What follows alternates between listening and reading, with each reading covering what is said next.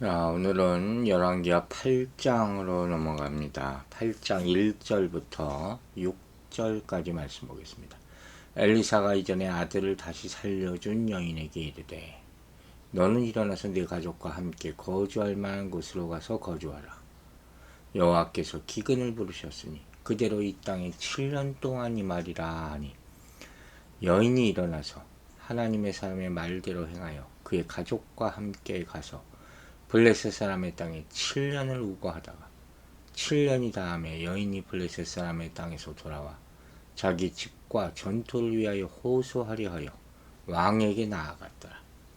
그때 왕이 하나님의 사람 사환 게하시와 서로 말하며 이르되 너는 엘리사가 행한 모든 큰 일을 내게 설명하라 하니 게하시가 곧 엘리사가 죽은 자를 다시 살린 일을 왕에게 이야기할 때에 그 다시 살린 아이의 어머니가 자기 집과 전토를 위하여 왕에게 호소하는지라.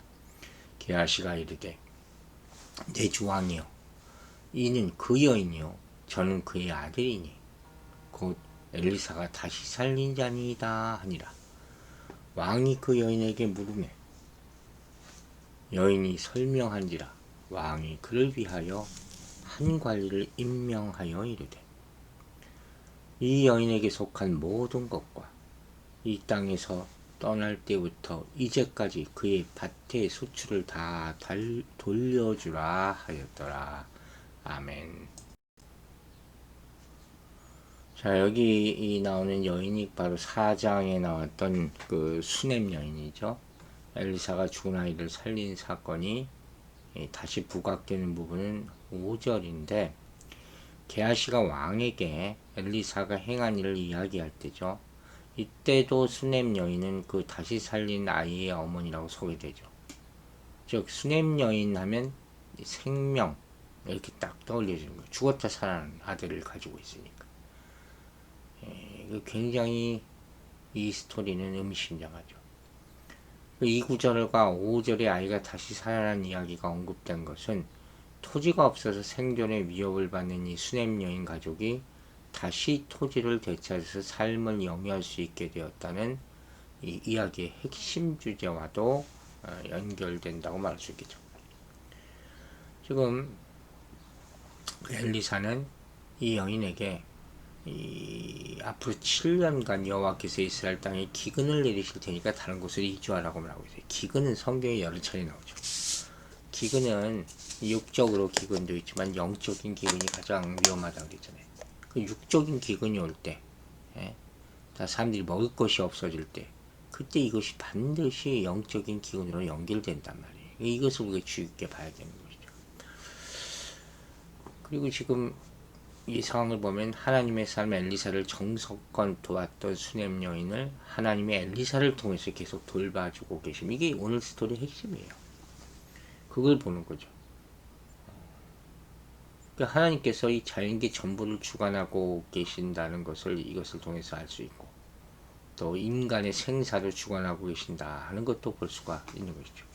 하나님이 이처럼 복도 주시지만 재앙도 주시는 경우가 있다는 거예요. 많은 경우 사람을 테스트하기 위함이죠. 7년 기근은 이 사실은 인간들에게는 자연재해 중에서도 아주 심각한 재난이라고 보여주는 거죠. 이제 수넴 여인이 엘리사를 말을 듣고 강우량도 많고 땅이 비옥한 블레셋으로 이주해서 그곳에 7년간 거주하게 됩니다. 엘리사가 수넴 여인에게 이주를 권하고 이 수넴 여인이 이주를 결정하고 실행한 것을 볼 때 이제 수넴 여인의 남편이 이미 죽은 것 같아요. 사장의 남편이 늙었다고 기록된 것이 이런 추정을 뒷받침해 준다고 할 수 있죠. 그러니까 지금 남편도 없이 아들과 아이와 함께 이 블레셋으로 이주해서 이주민으로서 힘겨운 삶을 7년간 살았다고 볼 수 있는 것이죠. 참 예나 지금이나 거처를 옮긴다는 것은 사실 굉장히 힘든 일입니다. 저도 뭐 여러 차례 이사를 했지만 정말 한 번 이사할 때마다 아주 골병이 들었죠. 지금도 뭐 우리 집사람도 그러고 저도 그러고 무거운 걸 못 들어요. 다 병이 드는 거죠. 또 하나는 이때 이 상황을 볼 때 돌아올 때 다시 상황이 어찌 될지 모르기 때문이죠. 이 사람도 고향으로 돌아와야 되니까. 룻기에도 그런 이야기가 있지만 오로지 이 믿음만 가지고 다시 돌아오는 거죠. 그럼에도 불구하고 이 수넴 여인이 엘리사의 말대로 움직인 것은 그를 신뢰했기 때문이다. 이렇게 볼 수 있는 거죠. 이 여인은 엘리사를 정말 하나님의 사람을 여기고 섬긴 거예요. 돌아보면 엘리사의 예언을 통해서 아들을 갖게 됐고 또 죽었던 아들이 다시 살아났고 이런 상황들을 겪으면서 믿음이 더욱 견고해졌겠죠. 그리고 그 믿음의 결과 수넴 여인은 토지를 빼앗기지 않았고 그 기간 동안 수확물도 충분히 보상받게 된 것이죠. 그러면 우리는 하나님과 과연 어떤 믿음을 나누고 있는가 돌아보시기 바랍니다. 믿음이 없으면 순종도 없고 기쁨도 없는 거예요. 믿음은 우리 인생을 유지시키는 힘이죠. 그리고 구원의 문이라고 할 수 있는 것이죠. 또한 하나님은 그분을 믿고 따르는 자를 결코 실망시키지 않으심을 잊지 마시기 바랍니다. 앞서도 얘기했지만 이 여인이 엘리사를 섬긴 이유는 그가 하나님의 사람이었기 때문이에요. 그녀는 한 번의 융숭한 음식 대접으로 끝나지 않고 하나님의 사람 위에 여러 가지로 진심으로 수고한 거죠. 우리도 그래야 돼요. 그냥 뭐 어쩔 수 없이 식사 대접 한 번 뭐 이 정도가 아니라 계속 기도하고 섬기는 마음이 있어야 되는 거죠. 대가를 바라지도 않았어요. 하나님이 이렇게 마음을 담아 섬기는 수고를 기뻐하신다 하는 것을 우리는 생각하고 섬겨야 할 것이죠. 하나님이나 교회를 위해서 수고하고 노력하고 헌신할 때 꼭 그 대가를 바라는 사람들이 있어요. 하지만 하나님이 수넴 여인에게 아들을 주시고 죽은 아들을 살리시고 기근을 피할 수 있도록 알려주신 이 모든 것은 사실 여인이 먼저 요청했기 때문이 아니잖아요.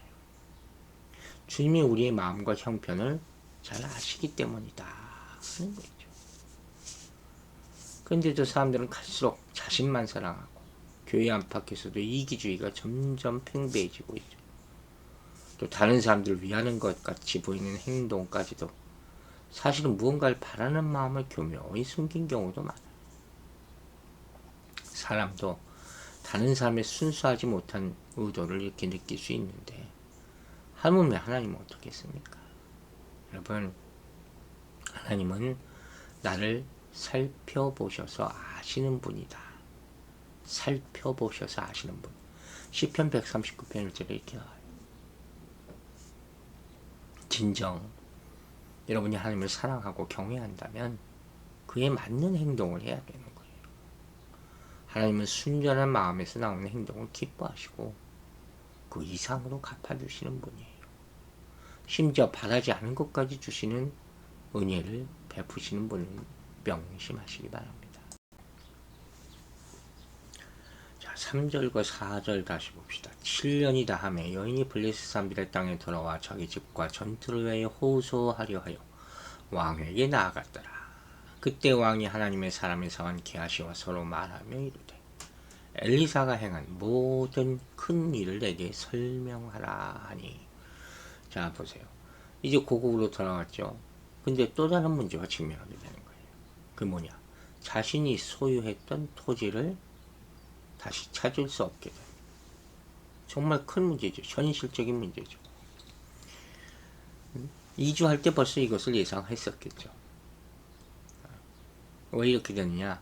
땅을 버리고 타국으로 이주한 경우에 그 토지가 왕실의 소유로 들어가는 경우가 많았다는 거죠. 이 경우가 그런 거예요. 지금 수넴 여인은 왕에게 자신의 집과 토지를 반환해달라는 청원을 해야 되는 지금 상황이 됐단 말이에요. 그 왕에게 재판을 청구해서 그걸 요구하는 것이죠. 지금 이 상황이 그렇잖아요. 이 과부가 된 여인이 토지마저 없으면 어떻게 삽니까? 그리고 앞서 우리가 4장에서 봤듯이 그 지역에서 귀한 여인이었다. 상당한 토지를 소유했을 것으로 짐작이 되죠. 그런데 그 많은 토지를 모두 잃어버렸기 때문에 지금 이렇게 될 수밖에 없었던 거죠.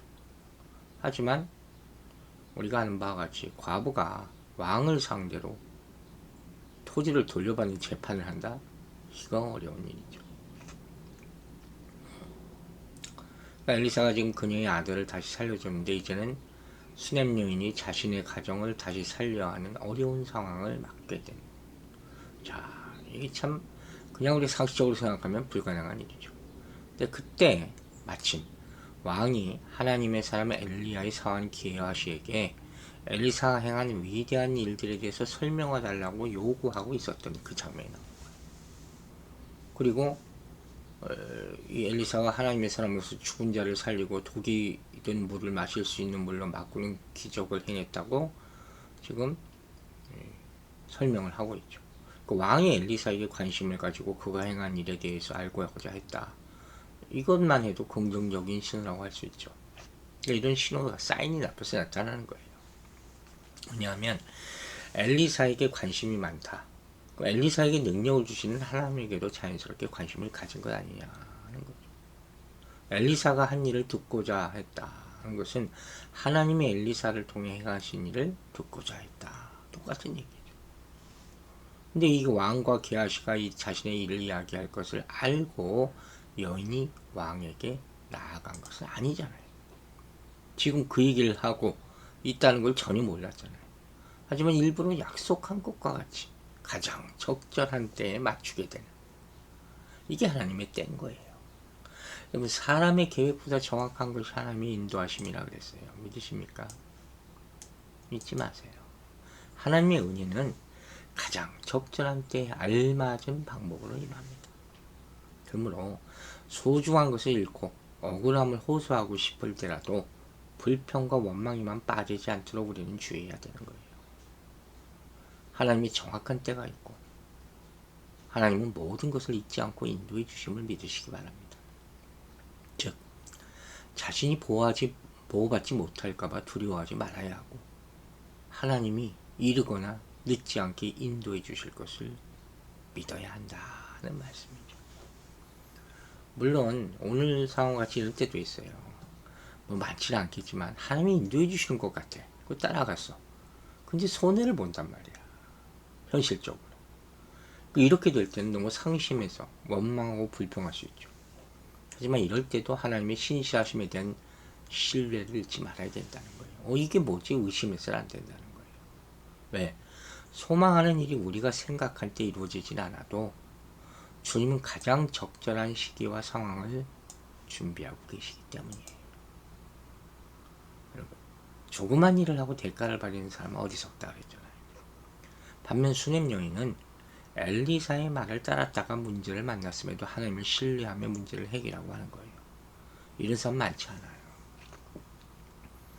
즉 여기서 우리가 기억해야 할 지혜는 뭐냐? 하나님은 먼저 드리는 자에게 놀랍도록 풍성하게 갚아주신다는 그런 사실이에요.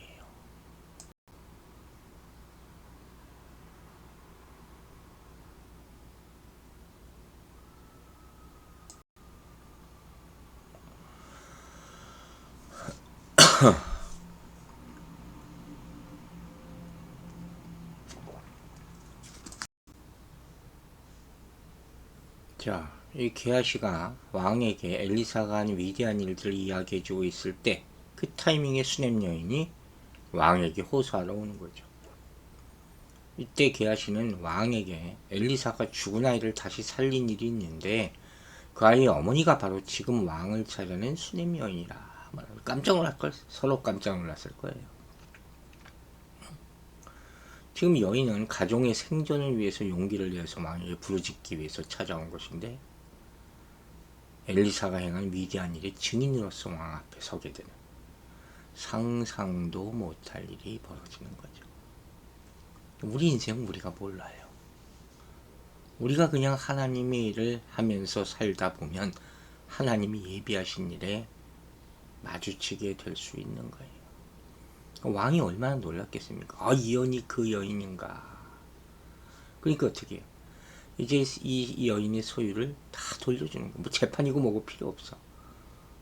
우리 준비 그 의미 없는 거예요. 하나님이 다 준비하시니까. 토지에서 걷어들인 이제까지 소출, 그것도 다 돌려준다. 어마어마한 거죠. 그러니까 이 여인은 우리 하던 것과 달리 너무 쉽게 기대하지 않았던 그런 것까지 다 돌려받게 되는 거죠. 이게 하나님의 섭리예요. 이게 하나님의 섭리예요. 이 모든 일이 바로 하나님의 하신 일들, 그것을 믿고 그 믿음으로 묵묵히 자기의 길을 걸었기 때문이죠.